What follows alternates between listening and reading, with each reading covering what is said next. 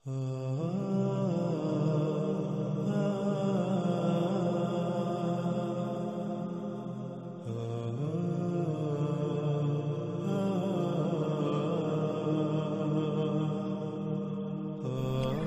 قوم عاد و قوم سمود کس قدر قوت میں بڑھ کر تھے اس کا اندازہ لگانا کوئی مشکل نہیں۔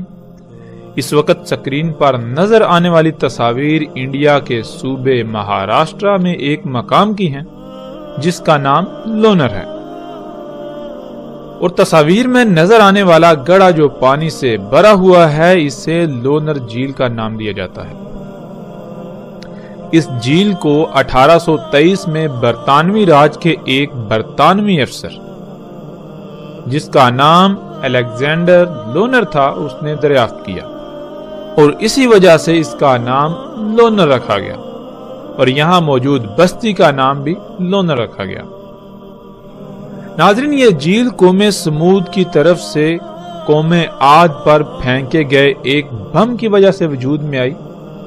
وہ بم کس قدر طاقتور تھا اس کا اندازہ اس کے پھٹنے سے وجود میں آنے والے اس گڑھے کے سائز سے لگایا جا سکتا ہے۔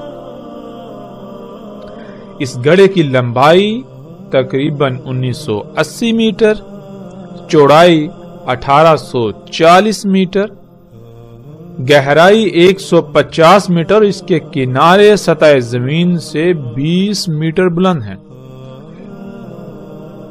یعنی تقریباً اس گڑھے کا قطر 2 کلومیٹر ہے۔ قوم عاد سمیت گزشتہ قومیں کس قدر قوت میں بڑھ کر تھیں آج کا انسان اس کا تصور نہیں کر سکتا۔ ان کے پاس جو اسلحہ تھا وہ بھی کس قدر قوت کا حامل تھا، وہ قومیں کس قدر قوت کی حامل تھی، اس کا اندازہ ہم اس جھیل سے لگا سکتے ہیں۔ اور اس کے علاوہ ان گڑھوں سے جو ان قوموں کے درمیان ہونے والی عالمی ایٹمی جنگ جسے اللہ سبحانہ وتعالی نے قرآن میں القاریہ کہا سے وجود میں آئے۔ تصاویر میں نظر آنے والے یہ گڑھے قوم عاد اور قوم سمود جن 2 ایٹمی جنگوں میں ہلاک ہوئے ان جنگوں میں پھٹنے والے بموں سے وجود میں آئے۔ ناظرین، اس وقت سکرین پر نظر آنے والی تصاویر قوم سمود کے ان آثار کی ہیں جن کا اللہ سبحانہ وتعالی نے قرآن میں بار بار ذکر کیا، اور بار بار یہی کہا کہ کیا تم نے نہیں دیکھا وہ کیسے ہلاک ہوئے؟ کیا تم نے زمین میں سیر نہیں کی کہ ان کے گھروں میں نہیں گھومے پھرے؟ اللہ سبحانہ وتعالی نے قرآن میں بار بار ایسا کیوں کہا؟ اللہ سبحانہ وتعالی نے قرآن میں ایسا بار بار اس لیے کہا تاکہ تم عبرت حاصل کرو، کیونکہ آج جو کچھ تم کر رہے ہو یہ سب تو پہلی ہلاک شدہ اقوام کر چکی، جس سے وہ ترقی، سہولتوں، آسائشوں اور زمین میں اصلاح کا نام دیتے تھے، لیکن کیا یہ سب حقیقتاً اصلاح تھا یا پھر فساد؟ وہ فساد جس کا وہ خود ایسے شکار ہوئے کہ ان کا نام و نشان تک مٹ گیا، اور ان کے یہ آثار تمہارے لیے عبرت کا نشان بنا دیے گئے، اور اس کے باوجود آج تم یعنی دنیا میں آباد موجودہ لوگ بھی وہی سب کر رہے ہیں، تو پھر عنقریب تمہارا انجام بھی بالکل وہی ہونے والا ہے۔ ناظرین، قوم سمود کے چٹانوں میں تراشیدہ ان گھروں کو دیکھیں تو سوال یہ پیدا ہوتا ہے کہ کیا آج کے انسان جو ترقی اور ٹیکنالوجی کے نام پر بڑے بڑے دعوے کر رہے ہیں، ان سب ایجادات کے باوجود، ایسی جدید ترین ٹیکنالوجی کے باوجود، ایسی ہی چٹانوں میں ایسے گھر تراشے جا سکتے ہیں؟ کیا موجودہ انسان اس ٹیکنالوجی، ان ایجادات سے ایسی چٹانوں میں اس طرح کے گھر تراش سکتے ہیں؟ آج دنیا کے بڑے بڑے نامور سائنسدان، یونیورسٹیاں اور تحقیقاتی ادارے گزشتہ ہلاک شدہ اقوام کے ان آثار پر تحقیقات کے بعد اس نقطہ پر پہنچے کہ آج جو ٹیکنالوجی، جو ایجادات انسان کر چکا ہے، ان سے ایسی چٹانوں میں ایسے گھر تراشنا ناممکن ہے۔ موجودہ انسان اس کا تصور بھی نہیں کر سکتے۔ پھر ان کا مزید یہ کہنا ہے کہ اول تو یہ کام انسان کا نہیں، اور اگر اس بات کو تسلیم کر لیا جائے تو جن انسانوں نے یہ گھر تراشے وہ ٹیکنالوجی میں موجودہ انسانوں سے بہت بڑھ کر تھے، جن کا تصور موجودہ انسان کے بس سے باہر ہے۔ قرآن میں اللہ سبحانہ وتعالی نے یہ بات واضح کر دی کہ زمین کا اختیار انسان کو دیا گیا، نہ کہ اس کے علاوہ کسی دوسری مخلوق کو۔ تو یہ سب کچھ ان قوموں کا کیا درا ہے جو اپنے انہی مفسد اعمال کے سبب ہلاک ہو کر صفحہ ہستی سے مٹ چکے، جس سے یہ بات روز روشن کی طرح عیاں ہے کہ یہ سب گزشتہ انسانوں کے ہی اعمال ہیں۔ جب یہ سب انسانوں کے ہی آثار ہیں اور وہ ٹیکنالوجی میں ناقابل تصور حد تک موجودہ انسانوں سے بڑھ کر تھے، اس کے باوجود جب ہلاکت آئی تو کچھ بھی ان کے کام نہ آیا، تو موجودہ انسانوں کا ان قریب کیا انجام ہونے والا ہے یہ بھی پھر ڈکا چھپا نہیں۔ موجودہ انسانوں کے ساتھ بھی بالکل ویسا ہی ہونے والا ہے۔ ناظرین، پھر سوال یہ پیدا ہوتا ہے کہ قوم سمود نے ایسی سخت ترین چٹانوں میں ہی گھر کیوں تراشے؟ موجودہ انسانوں کی طرح گھر کیوں نہیں بناتے تھے، اور اس کی وجوہات کیا تھیں؟ تو اس کا جواب بھی اللہ سبحانہ و تعالیٰ نے بار بار قرآن میں دیا کہ جیسے آج موجودہ انسان آہستہ آہستہ مختلف مراحل کو طے کرتے کرتے ایک طویل مدت کے بعد اس مقام پر پہنچے، بالکل اسی طرح گزشتہ ہلاک شدہ اقوام بھی آہستہ آہستہ ایک لمبی مدت کے بعد اس مقام پر پہنچی تھی جب وہ ہلاکت کا شکار ہوئے۔ جیسے آج انسان کے اپنے ہی اعمال کے رد عمل میں آنے والی تباہیوں سے بچاؤ کی غرض سے انسان ایسے اقدامات کرتا ہے، یعنی جیسے آج زلزلے دن بہ دن بڑھ رہے ہیں تو ان سے بچاؤ کی غرض سے زلزلہ پروف گھر تعمیر کر رہا ہے، سیلابوں اور طوفانوں سے بچنے کے لیے ویسے ہی مسکن بنا رہا ہے، تباہ کن جنگوں میں تباہ کن ہتھیاروں سے بچنے کی غرض سے زمین دوز بنکر یا ایسی عمارتیں بنا رہا ہے جو اسے ان جنگوں میں استعمال ہونے والے بموں کی تباہی سے محفوظ رکھ سکیں۔ تو بالکل اسی طرح قوم عاد اور قوم سمود نے ایسے گھر بنائے۔ تو بالکل اسی طرح قوم عاد اور سمود نے اگر ایسے گھر بنائے تو وہ ان ایٹمی ہتھیاروں سے بچاؤ کی غرض سے جن کا خوف انہیں لاحق رہتا تھا، اور بالآخر جب وہ تباہی آئی تو کچھ بھی ان کے کام نہ آیا۔ ان کے شہر بھی موجودہ انسانوں کی طرح تھے، ان کی تعمیرات بھی، لیکن جو چٹانوں میں انہوں نے گھر تراشے وہ صرف اور صرف ایٹمی حملوں سے بچاؤ کی خاطر، بالکل اسی طرح جیسے آج پوری دنیا میں ممکنہ ایٹمی حملوں سے بچاؤ کی خاطر چٹانوں میں اور زمین دوز بنکرز بنائے جا رہے ہیں۔ تو جب گزشتہ اقوام ٹیکنالوجی سمیت ہر لحاظ سے موجودہ انسانوں سے ناقابل تصور حد تک بڑھ کر تھیں، اس کے باوجود ان کا انجام کیا ہوا؟ وہ صفحہ ہستی سے مٹ گئے، کچھ بھی ان کے کام نہ آیا۔ جو کچھ بھی انہوں نے بنایا تو کیا موجودہ انسانوں کے کچھ کام آئے گا جو کچھ یہ بنا رہے ہیں؟ اس کے باوجود کہ یہ انہیں مسیحا سمجھ رہے ہیں، بالکل اسی طرح جیسے وہ بھی اپنی ان ایجادات کو مسیحا سمجھتے رہے، لیکن یہ سب دجال محض دھوکہ ثابت ہوا۔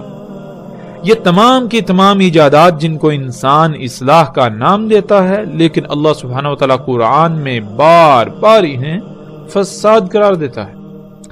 انسان انہیں اپنے لیے مسیحا سمجھتا ہے، لیکن قرآن میں اللہ سبحانہ وتعالی نے انہیں بار بار محض ایک دھوکہ قرار دیا، جس دھوکے کا شکار پہلی بھی 6 اقوام ہو کر صفحہ ہستی سے مٹ چکی، اور نبی علیہ السلام نے اسے دجال کہا کہ انسان انہیں اپنے لیے مسیحا سمجھیں گے، لیکن حقیقت میں یہ مسیحا نہیں بلکہ دجال ہے۔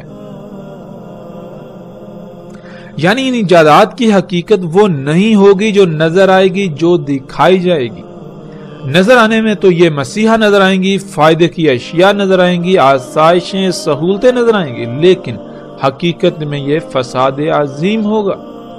وہ فساد جس سے دنیا کی ہر شے میں خرابیاں ہو جائیں گی، یوں انسان کے اپنے انہی اعمال کے سبب اس پر تباہیاں مسلط ہوں گی، یہاں تک کہ اتنی بڑی بڑی تباہیاں کہ موجودہ انسانوں کا نام و نشان تک صفحہ ہستی سے مٹ جائے گا۔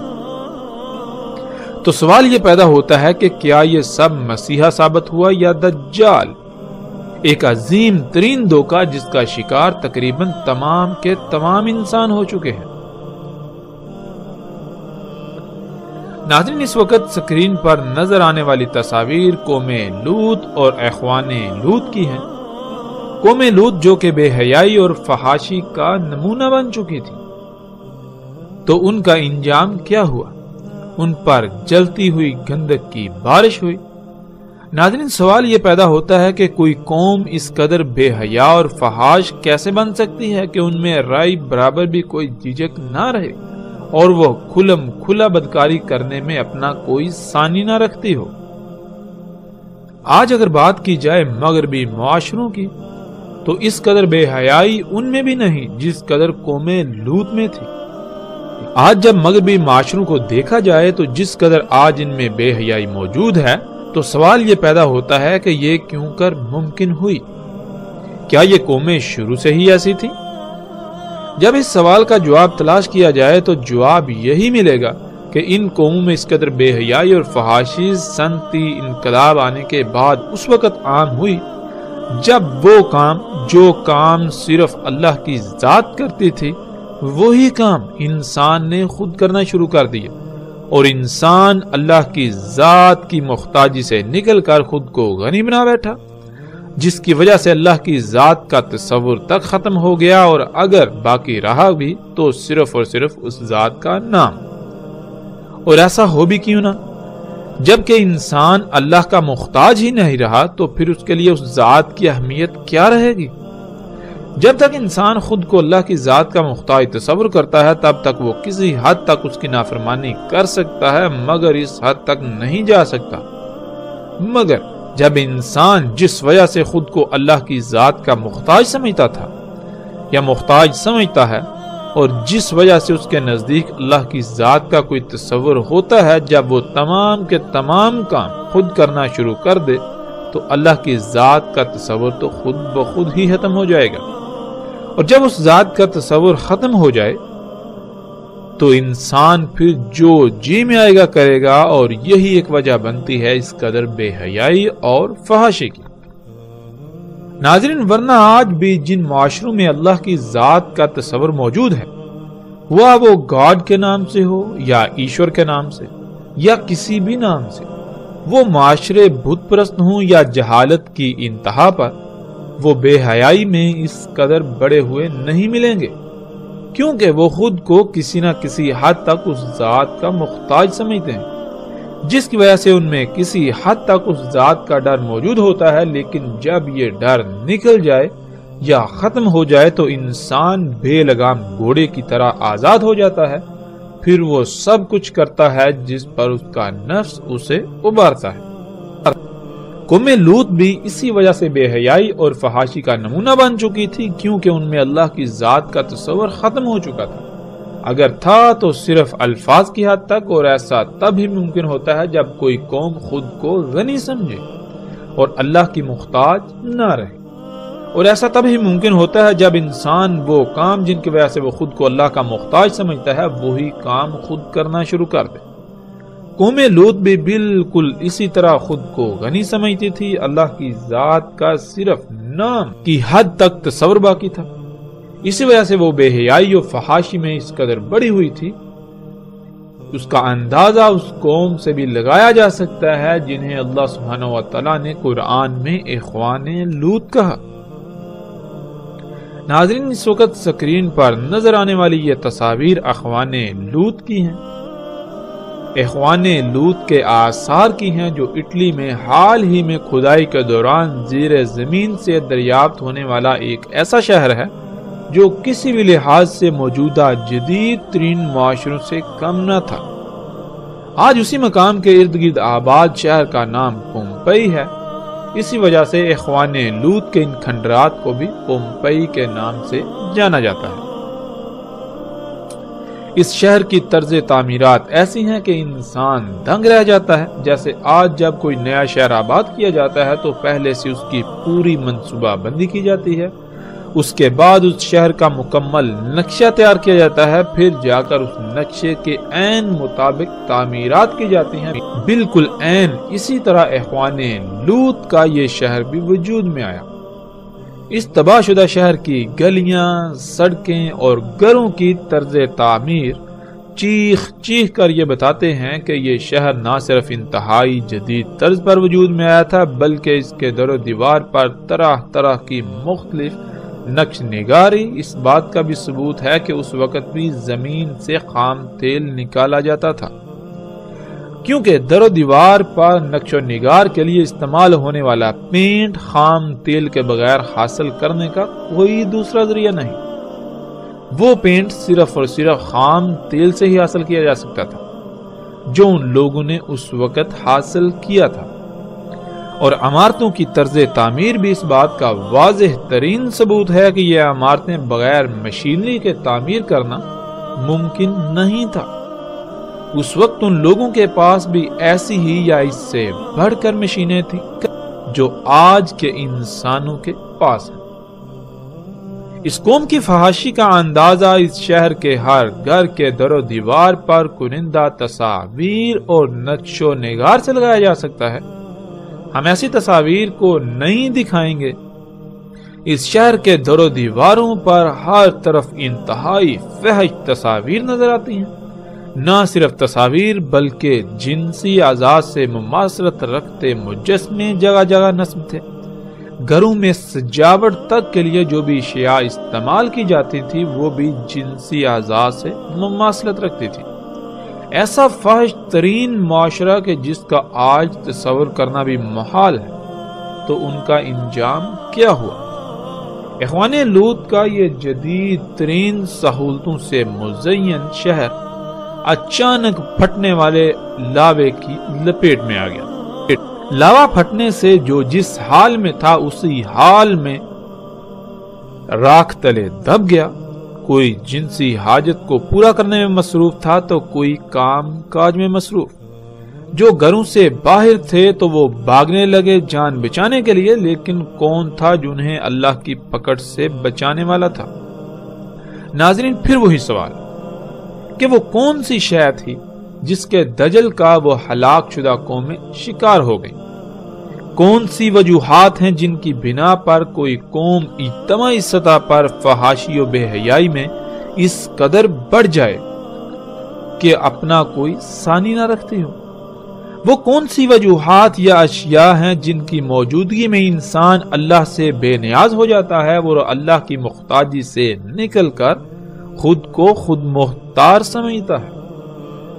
وہ کام جو اللہ کے کرنے والے ہیں وہی کام خود کرنا شروع کر دیتا ہے۔ تو ایک ہی جواب سامنے آئے گا ان تمام کے تمام سوالات کا، وہ یہ کہ جب انسان اس سطح پر آ جائے جہاں آج موجودہ قوم ہے، جب مشینیں حاصل ہو جائیں جن سے انسان خالق کے کرنے والے کام بھی خود کرنا شروع کر دے، تو یہی ایجادات، یہی مشینیں، یہی ٹیکنالوجی، یہی صنعتی انقلاب ہی وہی دجال ہے جس کے دجل کا وہ قومیں شکار ہو گئیں۔ جب ہلاکت آئی تو کچھ بھی ان کے کام نہ آیا۔ یہ سب کا سب دجال ثابت ہوا، حالانکہ وہ اسے اپنے لیے مسیحا سمجھتے رہے۔ ناظرین، سکرین پر نظر آنے والی یہ تصاویر ان مثلث نما عمارتوں کی ہیں جو آج بھی مصر میں موجود ہیں، اور یہ مثلث نما عمارتیں آل فرعون کے آثار ہیں جو تقریباً آج سے 4000 سال پہلے سمندر میں غرق ہو کر ہلاک ہوئے۔ یہ مثلث نما عمارتیں اس وقت دنیا کے 7 عجائبات میں سے ایک ہیں۔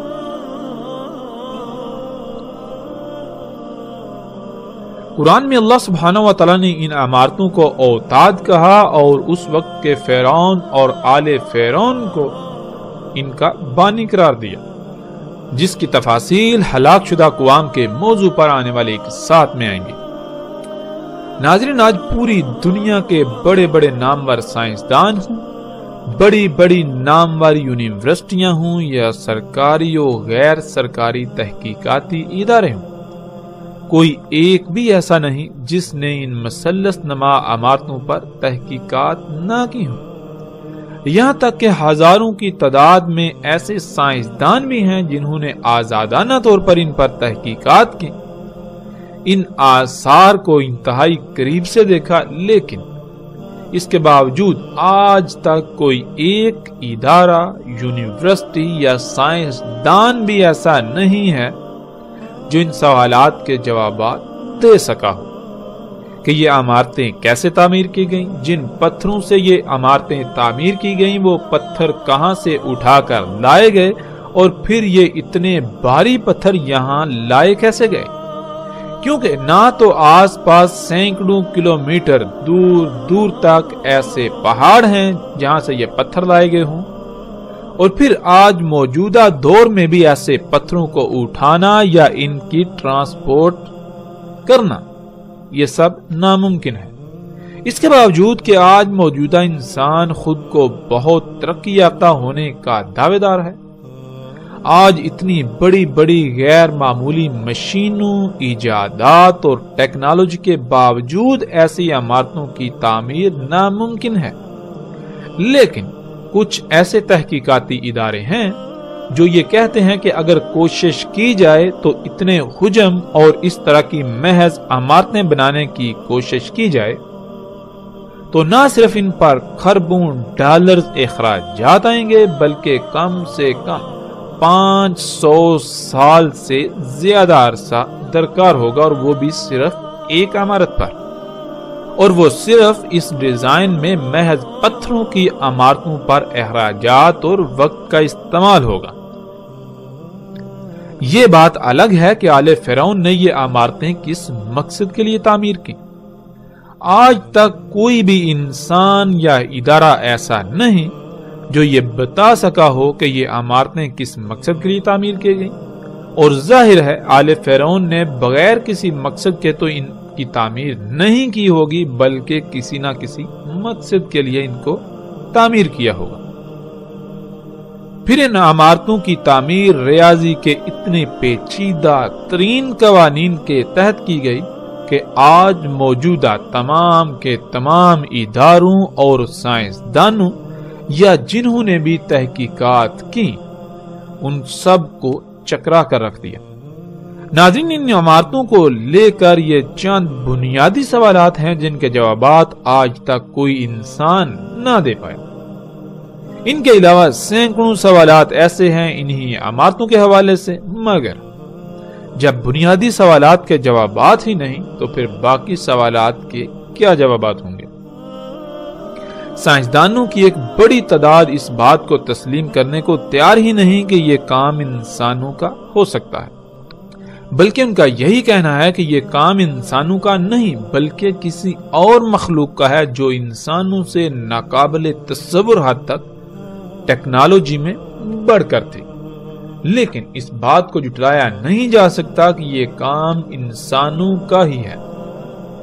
तो जब यह बात साबित शुदा है कि यह काम इंसानों का ही है, तो फिर उनका कहना यह है कि जिन इंसानों ने ये तामीरात की वो मौजूदा इंसानों से टेक्नोलॉजी और ज़हानत में गैर मामूली हद तक बढ़कर थे।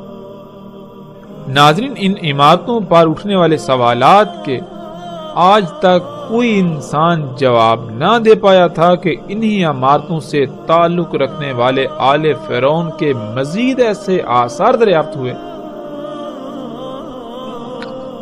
जिनकी तामीरात भी गैर मामूली हैं, और जब उनके दरो दीवार पर निगाह दौड़ाई जाए तो उन पर ऐसी तस्वीर कुनिंदा हैं जो इंसान के रोंगटे खड़े कर देती हैं। स्क्रीन पर आप इन तस्वीर को देख सकते हैं जिनमें बिल्कुल ऐसे ही हेलीकॉप्टर, जहाज, टैंक, सैटेलाइट एंटीना और आबदोज की तस्वीर हैं जो आज मौजूदा इंसानों के पास हैं। سوال یہ پیدا ہوتا ہے کہ اگر ایسی کوئی شے اس وقت وجود نہیں رکھتی تھی، یعنی موجودہ انسانوں سے پہلے وجود نہیں رکھتی تھی، تو پھر یہ تصاویر کیسے ان پتھروں پر اور ان دیواروں پر کنندہ کی گئیں؟ کیونکہ اگر اس وقت کوئی ایسی شے موجود ہی نہیں تھی تو پھر ان کا تصور بھی کیسے ہو سکتا تھا؟ کیا یہ محض تصوراتی تصاویر تھیں؟ اور اگر یہ محض تصوراتی تصاویر تھیں تو کیا آج ایسا ممکن ہے؟ نہیں، بالکل نہیں۔ یہ تصاویر چیخ چیخ کر اس بات کا اظہار کرتی ہیں کہ آل فرعون کے پاس یہ سب کچھ تھا۔ نہ صرف یہ سب بلکہ موجودہ انسان اس کا تصور بھی نہیں کر سکتے۔ جو کچھ آل فرعون بنا چکے تھے، کیونکہ قرآن میں صراحت کے ساتھ یہ بات اللہ سبحانہ وتعالی نے بیان کی ہے کہ فرعون نے نہ صرف ان عمارتوں کو موسیٰ علیہ السلام کے رب اللہ سبحانہ وتعالی کے ساتھ مقابلہ کرنے کے لیے بنایا، بلکہ وہ اپنی طرف سے موسیٰ کے رب کو شکست دے چکا تھا۔ اس کے بعد وہ موسیٰ علیہ السلام اور بنی اسرائیل کے پیچھے پڑا انہیں قتل کرنے کے لیے کہ موسیٰ کے رب سے تو نبٹ چکا، اب موسیٰ کی باری ہے۔ فرعون نے کیسے اللہ سبحانہ وتعالی کے ساتھ مقابلہ کیا؟ ان عمارتوں کو کیسے، کتنی مدت میں اور کن مقاصد کے لیے تعمیر کیا، اور آل فرعون کے پاس کیا کچھ تھا؟ ان تمام سوالات کے جوابات ہم آگے جا کر ہلاک شدہ اقوام کے موضوع پر آنے والے ایک ساتھ میں تفاصیل کے ساتھ دیں گے، اور ایسے ایسے رازوں پر سے پردہ اٹھائیں گے جو آج تک راز ہی رہے۔ ایسے ایسے سوالات کے جوابات دیں گے جن کے جوابات آج تک کوئی انسان نہ دے پایا، اور نہ صرف ہم جوابات دیں گے بلکہ پوری دنیا کو چیلنج کریں گے کہ وہ ہمارے جوابات کو غلط ثابت کر کے دکھائے، جو کہ ناکام رہیں گے بلکہ الٹا اپنی تحقیقات سے ان کو سچا ہی ثابت کریں گے۔ یہ تمام باتیں تو آنے والی ایک ساتھ میں ہوں گی، لیکن یہاں جو بات سامنے آتی ہے وہ یہ کہ جو اللہ کی ذات کے ساتھ مقابلے پر اتر آئے اور پھر وہ یہ سمجھے کہ اس نے اللہ کی ذات کو شکست دے دی، کیا وہ پتھر کے دور کا کوئی انسان ہو سکتا ہے؟ وہ کون سی شے ہے جو انسان کو خالق و مالک سے بالکل بے نیاز کر دے اور الٹا اس کو خالق کے مقابلے پر لا کھڑا کرے؟ وہ کون سی شے ہے جس کی بنیاد پر انسان یہ جرأت کر سکتا ہے کہ وہ خالق و مالک اللہ سبحانہ وتعالی کے ساتھ ببانگے دوہل مقابلے پر اتر آئے؟ وہ ٹیکنالوجی میں کس قدر بڑھ کر تھا، موجودہ انسان اس کا تصور بھی نہیں کر سکتے۔ ناظرین، اور جب ان کی تعمیرات کا ہی آج تک کوئی جواب نہ دے سکا تو پھر یہ کیسے ممکن ہے کہ موجودہ انسان اس بات کا تصور کر سکیں جو کچھ ان کے پاس تھا؟ اللہ سبحانہ وتعالی نے قرآن میں صراحت کے ساتھ کہہ دیا کہ تم ان ہلاک شدہ اقوام کے 10% کو بھی نہیں پہنچے اور نہ ہی پہنچ سکتے ہو۔ یعنی جو کچھ آج تم بنا چکے ہو، جو قوت، یہ جو مشینیں، یہ ٹیکنالوجی، یہ جتنی بھی ایجادات تم کر چکے ہو، یہ ان قوموں کا 10% بھی نہیں، اور نہ ہی تم ان کے 10% کو پہنچ سکتے ہو جو قومیں تم سے پہلے ہلاک ہو چکی۔ قوم عاد، قوم سمود، قوم لوط، اصحاب مدین ہوں یا پھر آل فرعون وغیرہ، ان کے پاس جو کچھ تھا وہ تم سے کئی گنا بڑھ کر تھا۔ وہ سب قومیں آل فرعون سمیت ان ایجادات کو مسیحا سمجھتے تھے، لیکن کیا حقیقت یہی نکلی؟ یہی ایجادات تھیں جن کی بنیاد پر فرعون علی الاعلان اللہ سبحانہ وتعالی کی ذات کے سامنے مقابلے پر اتر آیا۔ یہ سب فساد تھا، اور اپنے ہاتھوں سے کیے ہوئے فساد سے ان پر ایسی ایسی ہلاکتیں مسلط ہوئیں کہ ان کا نام و نشان تک مٹ گیا۔ یوں وہ سب ایجادات دجال ثابت ہوا۔ جب ہلاکت آئی تو کچھ بھی ان کے کام نہ آئے، کوئی ایک بھی شے ان کے کام نہ آئی، کچھ بھی انہیں نہ بچا سکے۔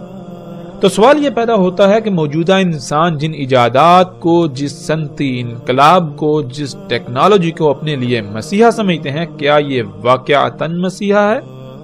کیا یہ واقعتاً آسائشیں، سہولتیں اور آسانیاں ہیں؟ نہیں، بلکہ یہ بھی انہی قوموں کی طرح ان ایجادات کے دجل کا شکار ہو چکے ہیں۔ عنقریب ان پر حقیقت ایسے واضح ہو جائے گی کہ یہ چاہ کر بھی انکار نہیں کر سکیں گے،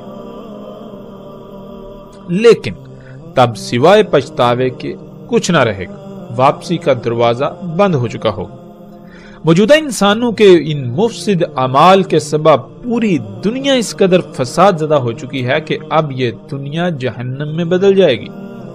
جسے یہ مسیحا بنا کر بیٹھے رہے، اس کا انہوں نے صرف ایک ہی رخ دیکھا، یہ دوسرے رخ سے غافل رہے جو عنقریب ان پر واضح ہونے والا ہے۔ ناظرین، یہ تھا مختصر منظرنامہ گزشتہ ہلاک شدہ اقوام کا، جن کی سنت کی اتباع میں ویسی ہی تباہی کے دہانے پر موجودہ قوم یعنی دنیا میں آباد موجودہ لوگ پہنچ چکے ہیں۔ ہم نے کوشش کی کہ ہم اپنے موضوع کے مطابق ان اقوام پر بات کریں، باقی ان اقوام پر تفاصیل کے ساتھ آگے چل کر بات کریں گے۔ اس وقت ہم اپنے موضوع کی طرف پلٹتے ہیں۔ تو پھر وہی سوال، ناظرین، وہ کون سی شے تھی، وہ کون سی اشیاء تھیں جس کو وہ اقوام اپنے لیے مسیحا سمجھتی تھی، لیکن حقیقت میں وہ مسیحا نہیں بلکہ دجال ثابت ہوا۔ اسی کی وجہ سے وہ صفحہ ہستی سے مٹ گئے۔ جب جواب تلاش کیا جائے تو وہ جواب یہی سامنے آئے گا، وہ یہی ٹیکنالوجی، یہی ایجادات تھیں، یہی مشینیں تھیں، یہی صنعتی انقلاب تھا جو آج موجودہ انسان کر چکے اور ان سب کو اپنے لیے مسیحا سمجھتے ہیں، زندگی کو آسان سے آسان تر بنانے کے دعوے دار ہیں۔ لیکن کیا حقیقت یہی ہے؟ یہ تو اس کا ایک پہلو ہے، اس کا ایک رخ ہے جو انتہائی دل فریب ہے، لیکن اس کا دوسرا پہلو جو انتہائی بھیانک ہے وہ چھپا دیا گیا۔ اگر اسے دیکھ لیا جائے تو پتا چلے گا کہ یہ ایجادات، یہ ٹیکنالوجی مسیحا نہیں بلکہ دجال ہے، یہ محض ایک دھوکہ ہے جن کی وجہ سے آج دنیا تباہی کے دہانے پر پہنچ چکی، طرح طرح کی بیماریوں کا سیلاب امڑ آیا، پوری دنیا سیلابوں، طوفانوں، آندھیوں اور زلزلوں کی لپیٹ میں ہے۔ جگہ جگہ سے زمین دھنس رہی ہے، پہاڑ ٹل رہے ہیں، زمین میں قائم کیا ہوا اللہ سبحانہ و تعالیٰ کا میزان بگڑ چکا ہے۔ ان ایجادات کی وجہ سے، اس صنعتی انقلاب کے نام پر دجال کی وجہ سے، اسی صنعتی انقلاب، ان ایجادات، اس ترقی کے نام پر دجال کی وجہ سے ایک عظیم تباہی موجودہ انسانوں کے سر پر آ چکی ہے۔ لیکن کوئی بھی ایسا نظر نہیں آتا جو غور و فکر کرنے والا ہو، جو اللہ کی طرف لپکنے والا ہو۔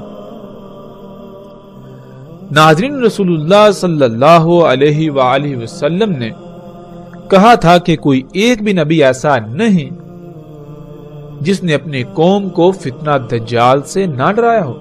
اور ایسی روایات میں عربی کے جو الفاظ استعمال کیے وہ دو طرح کے ہیں، ایک ہے لفظ ناظرہ اور دوسرا ہے لفظ حاضرہ۔ ناظرہ کہتے ہیں متنبہ کرنے کو، یعنی اگر کوئی ایسا کام کیا جا رہا ہو جس کا نتیجہ انتہائی بھیانک ہو یا نقصان دہ ہو تو اس کام یعنی اس عمل کے رد عمل سے پہلے ہی اس سے آگاہ کر دینا کہ اس عمل کو یا ان اعمال کو چھوڑ دو، ورنہ رد عمل کی صورت میں مارے جاؤ گے، نقصان اٹھاؤ گے۔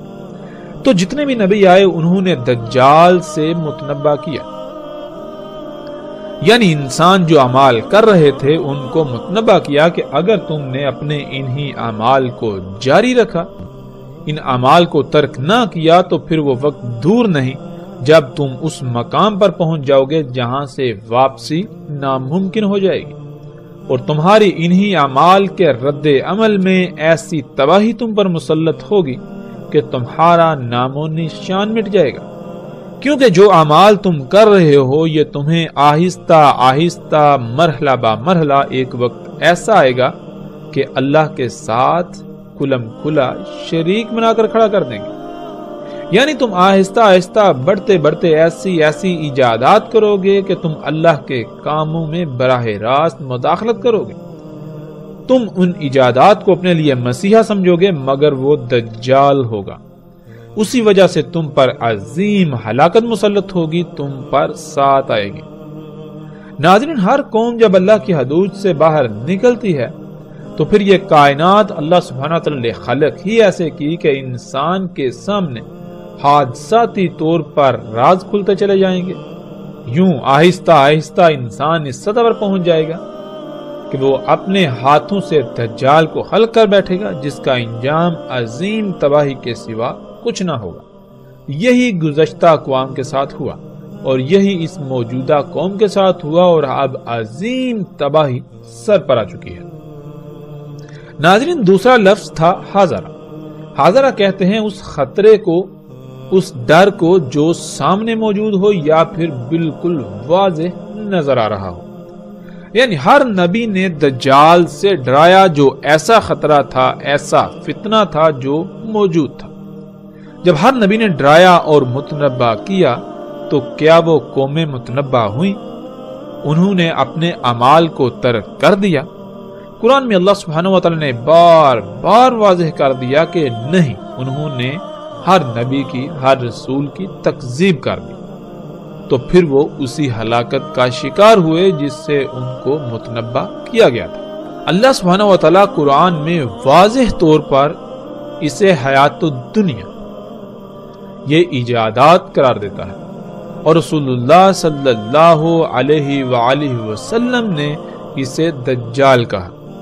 فرق صرف اتنا ہے کہ لفظ دجال اصل عربی کا لفظ نہیں ہے، بلکہ دوسری زبانوں سے عربی میں داخل کیا گیا لفظ تھا، بالکل ایسے ہی جیسے آج آپ کو عربی کے اندر الفاظ کی ایک کثیر تعداد ملے گی جو عربی کے الفاظ نہیں ہیں بلکہ وہ دوسری زبانوں سے داخل ہوئے۔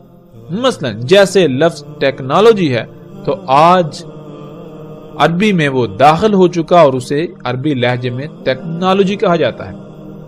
جیسے ہی تھوڑا وقت گزرے تو آئندہ آنے والی نسلیں یہ ماننے کو تیار ہی نہیں ہوں گی کہ یہ لفظ ٹیکنالوجی عربی کا لفظ نہیں ہے، بلکہ ان کے لیے یہ لفظ عربی کا ہی کہلائے گا اور انہیں نظر آئے گا۔ بالکل اسی طرح اس وقت لفظ دجال، جو کہ اصل عربی کا لفظ نہیں ہے، یہ کسی دوسری زبان کا لفظ تھا جو اس وقت عام استعمال ہوتا تھا، اور قرآن میں اللہ سبحانہ وتعالی نے لفظ غرور استعمال کیا جو کہ خالص اصل عربی کا لفظ ہے، لیکن اس وقت اس کا استعمال عام نہیں تھا، بلکہ اسی طرح جیسے قرآن میں لفظ الانفال آیا، جب یہ لفظ عربوں کے سامنے آیا تو وہ اس لفظ سے ہی واقف نہ تھے، تو سوال کر دیا کہ یہ انفال کیا ہے، تو صرف لفظ انفال کی وضاحت کے لیے پوری سورت انفال نازل ہوئی۔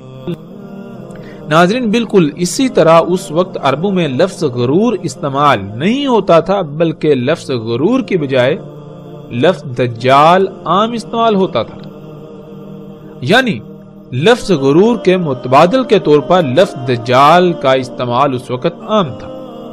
دجال لفظ چونکہ اصل عربی کا لفظ نہیں اور قرآن اللہ سبحانہ وتعالی نے عربی میں نازل کیا، تو اسی وجہ سے رسول اللہ صلی اللہ علیہ وآلہ وسلم نے اس وقت کے لوگوں کو سمجھانے کے لیے جو اس وقت لفظ عام استعمال ہوتا تھا، جو سب کی سمجھ میں آنے والا تھا، اسے استعمال کیا۔ یوں لفظ غرور اور لفظ دجال دونوں ایک ہی معنی رکھتے ہیں۔ اللہ سبحانہ وتعالی نے اسے قرآن میں حیات الدنیا قرار دیا، جیسا کہ آپ اس آیت میں دیکھ سکتے ہیں۔ اللہ سبحانہ وتعالی کہتے ہیں وَمَا الْحَيَاةُ الدُّنْيَا إِلَّا مَتَاعُ الْغُرُورِ، اور نہیں ہے دنیا کی حیات مگر دھوکے کا ساز و سامان۔ یعنی یہ جو کچھ بھی اس وقت دنیا میں تمہیں نظر آ رہا ہے یا جو کچھ تم بنا چکے ہو، یہ محض ایک دھوکہ ہے۔ اور اللہ سبحانہ وتعالی نے قرآن میں بار بار کہا، اس پر زور دیا کہ کہیں اس دجل کا، اس دھوکے کا شکار نہ ہو جانا۔